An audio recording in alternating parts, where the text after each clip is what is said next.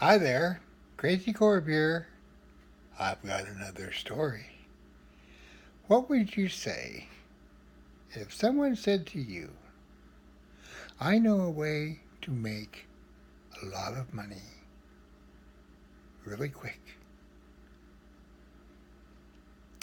If your first thing would be to think, is it legal?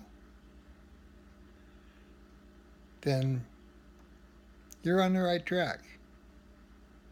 Because even though when you make a lot of really good money really quick, and the way you do it is just a little illegal, there is no such thing as a little illegal.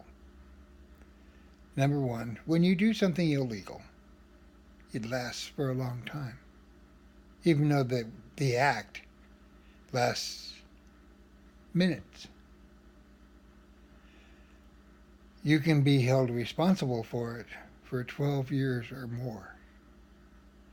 So, and if you make a bunch of quick money off of one thing and never do it again, never see any of the people again, you might get away with it. You'll always have that in the back of your mind that maybe it's time to pay for that now. So, making a lot of money real quick sounds like a good idea or a fun thing, especially when you're young and you need money. But in the reality of things, it costs a lot. As somebody that serves 2 years in prison, if it was worth it for that $2,500. I mean, how little are you willing to work for a couple of $1,000s? I have a friend that, well, Tree Sloth, my friend Tree Sloth, one of the most honest people I ever met. Never liked ripping anybody off. Never wanted to be involved with things that people would get hurt. Walked around barefoot. Wore heavy whale cords. Nice, bright, colorful shirts. Long hair, beard. Got stopped at an airport once, carrying a violin case. And now this is in the 60s. You didn't get searched. You didn't have your toothpaste checked. Nothing like that when you got on an airplane. And he was just walking through the airport, Los Angeles airport. Yes, it's a big airport. But he was just minding his own business, walking through, carrying a violin case. Somebody decided to stop him. Somebody decided to open up his violin case. And he had a little over $10,000 in cash in the violin case. Number one, it's illegal to have $10,000 or more on you without proof that that money is yours. You earned it, and the government knows about it. And the burden is on you to prove that because it comes under administrative rules.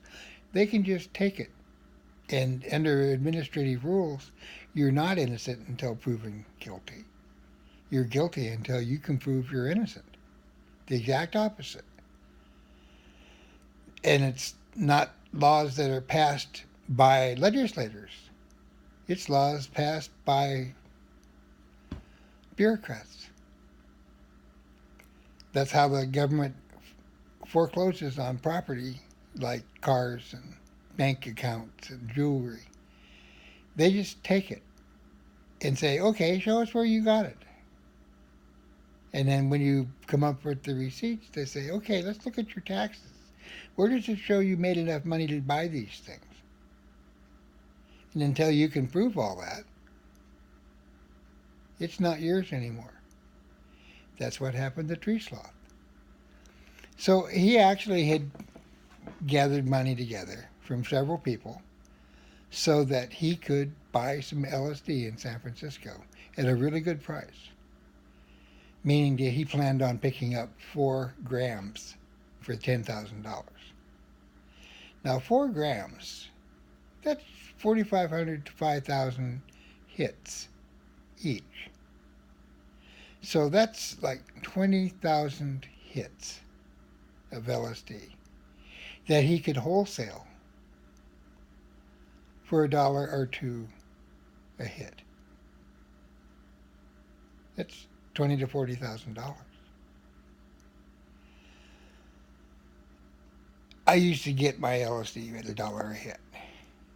A couple of times he went down to 90 cents, but $1 a hit. Now this is in the 60s.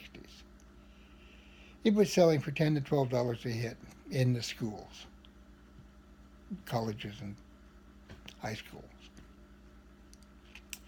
You could take it and split it up, and 3 or 4 people could take one hit, and it would give you a more mild high because you're taking less doses.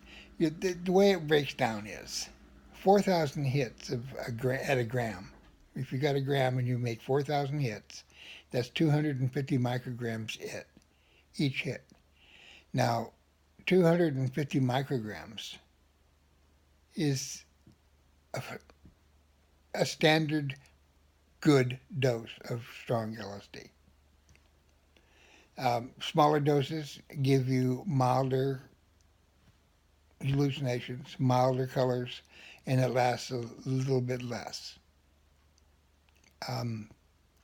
My own personal opinion, and only take this as a reference. Don't take it as this is what the doctor says to do. No. But when you take a substantial hit of LSD, you're less likely to have a bum trip because you're less likely to try to interfere with the process of the drug. And I advocate LSD from the 60s. I have friends that still take it, still advocate it.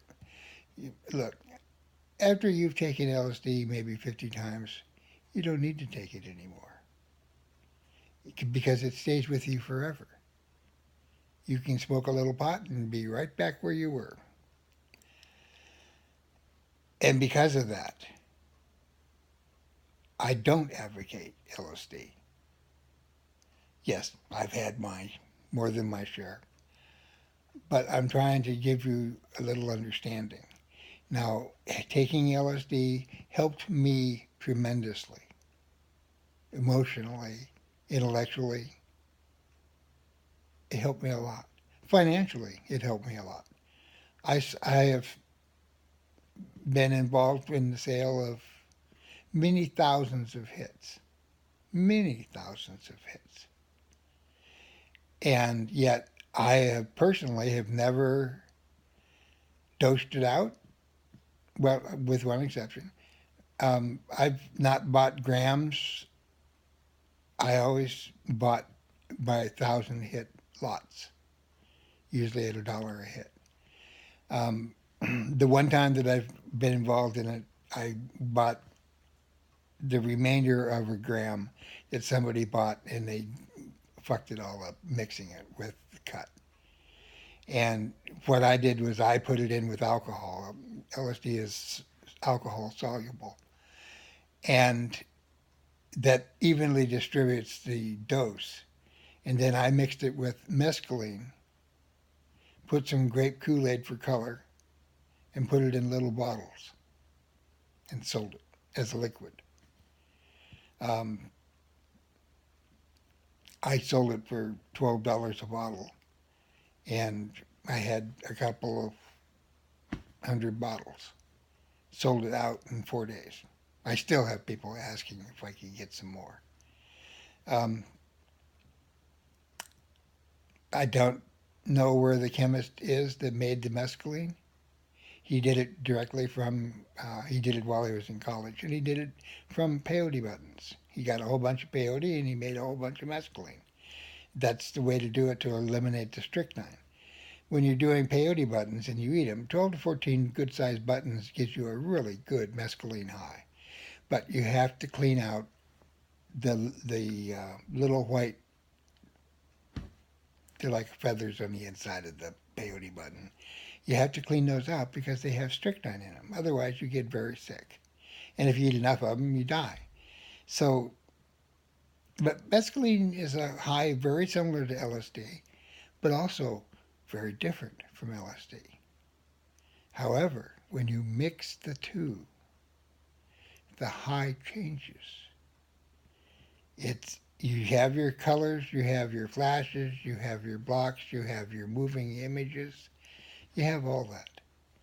But the hallucinations are deeper, more involved, more internal. One of the best trips I've ever had was mescaline and LSD mixed. And that was before I did the purple. And I called that purple haze. But that was before I did the purple. Just telling you this little story. I can tell you stories all day long, but I don't want you to think that just because I'm talking about shit that was happening 50 years ago, that it's still relevant and the same today. It's not. So, one fair warning. When I tell you my stories, it's got a double-edged sword. I'm not asking you to try it and see if you feel the same way. I don't want you to, because I don't want you to get in trouble.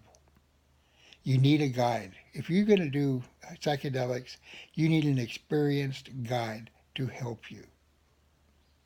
And you need a goal. You need to know what it is you want to change about life. Taking LSD changes your life dramatically, permanently. If you like this, please hit the like button, subscribe, become one of my subscribers. Leave a comment. Tell me hi. Tell me hey. Tell me ho. Just tell me.